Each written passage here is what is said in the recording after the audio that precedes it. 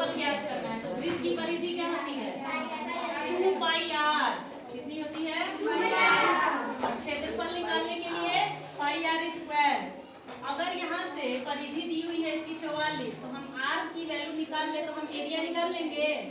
यहाँ से r क्या हो जाएगा बताओ 2 से कट जाएगा तो ये 22 बटा में पाई, इसकी वैल्यू हो जाएगी r की। यहाँ रख दीजिए पाई, r की वैल्यू कितनी है 22 बटा में पाई इंटू 22 बटा में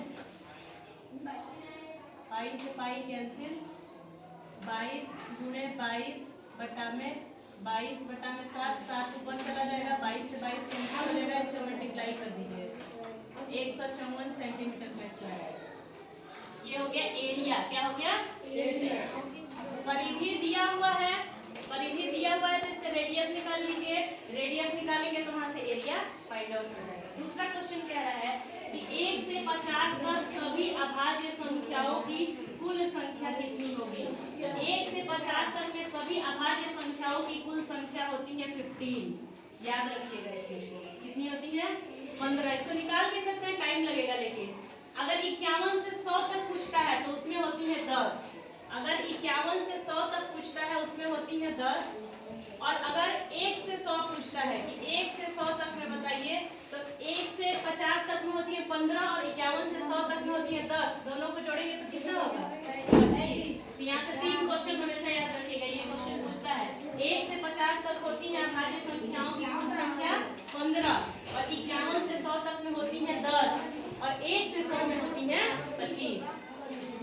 तीसरा क्वेश्चन कह रहा है कि एक बेलन की त्रिज्या और ऊंचाई को दोगुना कर दिया जाए तो उसका आयतन कितना गुना हो जाएगा।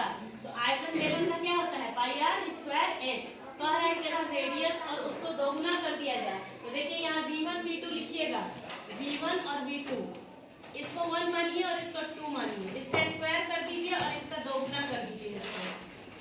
इसका आंसर आ जाएगा 1:8, यानी कि उसका आयतन कितना हो जाएगा 8 गुना। अगर 1 गुना है तो वो कितना हो जाएगा 2 गुना जब कर दिया जाएगा उसका त्रिज्या और उसका हाइट, तो वॉल्यूम उसके कितने गुना हो जाएगा 8 गुना हो जाएगा। चौथा क्वेश्चन कह रहा है कि माध्यिका ज्ञात करिए 2, 4, 6, 8, 10, 12 और 14 का। तो माध्यिका का मतलब क्या होता है बीच की संख्या। तो हम गिन लेते हैं कि इसमें टोटल नंबर कितने हैं। तो 1, 2, 3, 4, 5, 6, 7 है। अगर ऑड नंबर आता है तो 7 + 1 बटा में 2 कर देते हैं, जो नंबर आता है वो उस नंबर पे गिन लेते हैं, वही उसकी क्या हो जाती है माध्यिका।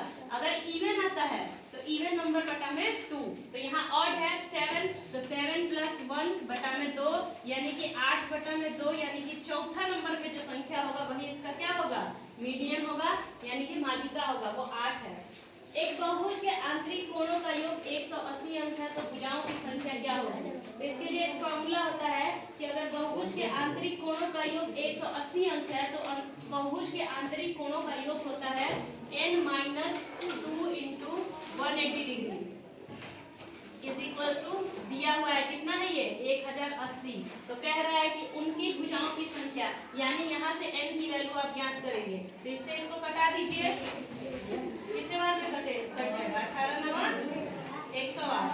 तो यहाँ से n बराबर कितना हो जाएगा 9 + 1 कर जाएगा 2, यानी कि 11, यानी कि भुजाओं की संख्या कितनी हो जाएगी 11। किसी की तो दिक्कत।